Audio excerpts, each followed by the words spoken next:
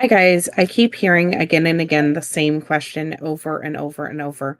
Why didn't Harley smell anything? How could she have traveled across the country and not have smelled something?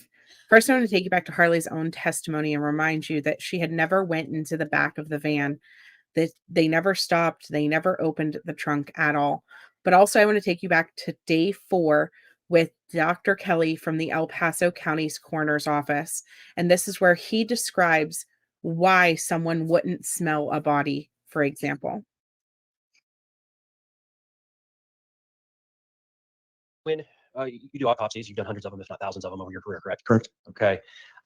When you have a human body that is deceased, it will start smelling. For lack of a better term, it'll start emitting a bad smell, putrid smell, whatever you want to call it. But that's one of the hallmarks of death is a bad smell. Yeah, as the body breaks down, the bacteria that live in our body begin to consume the body. One of the byproducts of their metabolism is gas that smells poorly. So once decomposition begins, yes, human remains, as do all organic remains, including other animals, begins to smell quite poorly. How, and I know it depends on temperature, humidity, and a lot of other factors, but if you could just discuss when a person dies, a human being dies, how long does it take for this poor smell to begin? So the breakdown of the body after death is driven almost entirely by temperature. It's humans are like any other organism that dies. If you have a steak and you put it in your fridge or your freezer, it'll last for weeks, months, many years without smelling. You leave that same steak out on a hot day in the front of your house in the sun, and it'll start stinking within a couple of hours. Humans are no different. And so, given normal temperatures, let's say 70 degrees inside a home, usually decomposition begins between about 24 and 48 hours. Usually, by about 3 to 5 days, the body is sort of well into a decomposition, and the smell is quite obvious and strong. However, given a very hot environment, 90 degrees, 100 degrees, bodies can begin decomposing within just a few hours.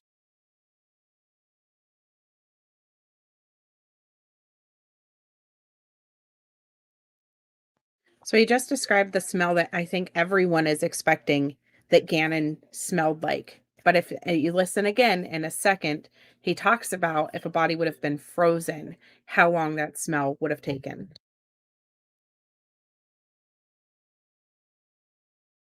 So inside a home or a building, 70 degrees, climate controlled, or perhaps in a vehicle that's climate controlled at 70 degrees, you're looking at 3 to 5 days before it could really start smelling poorly. That's correct. Okay. And when you say start smelling poorly, uh, somebody else in a closed vehicle or in a home, or they would be able to smell it. It would be very apparent. It would, yes. Okay. Would it be overpowering? You're probably talking to the wrong guy for that. Um, it's it's kind of my everyday. You have a high tolerance for poor smells. Be careful what you get good at. Yes, I do. But yes, generally, someone who's not used to dealing with that smell every day, it's tough. It's tough to deal with. It's essentially overpowering. Yes, Okay. So a normal human being, it would be it would be overpowering. that's correct. All right. I think that's all I have, doctor. Thank you. Redirect. Thank you. Doctor, your ability to withstand these odors notwithstanding, if a person freezes the body, will that delay when that smell becomes heavier? It will. Yes, freezing a body will essentially stop decomposition as it does with all meat. And then once removed, it will take sometimes several days for bodies that we have that are frozen out in the environment during the winter to thaw to the point where you can even autopsy them. Sometimes 2 to 3 days. So yeah, a frozen body or a body kept at cool temperatures essentially can last indefinitely before those smells appear. And I'm going to ask you some probably very obvious questions here, but just bear with me. Gannon was reported missing in late January of 2020, winter months. If the body had been left outside in those conditions, would that be right for freezing that body? It would. If it was left overnight, would that be right for freezing that body? It would. And then if the body is kept in an enclosed container, like a suitcase with blankets in it, would that also potentially limit how quickly that odor escapes from that item? It would. First, it would insulate the body, allow it to stay cooler longer. And then also, any closed environment helps prevent um, that smell from emanating out from flies getting to it, which aids in decomposition. So yeah, it would reduce the smell dramatically. When your office responds out to crime scenes to retrieve a dead body from a crime scene, do do you wrap them in, or do your folks wrap them in a body bag? They do.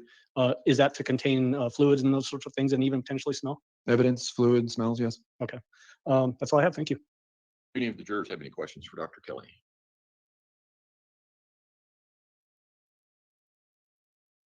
So there you have it. We know that Gannon was left outside in the cold. We have also heard that he was left potentially in up to 2 feet of snow.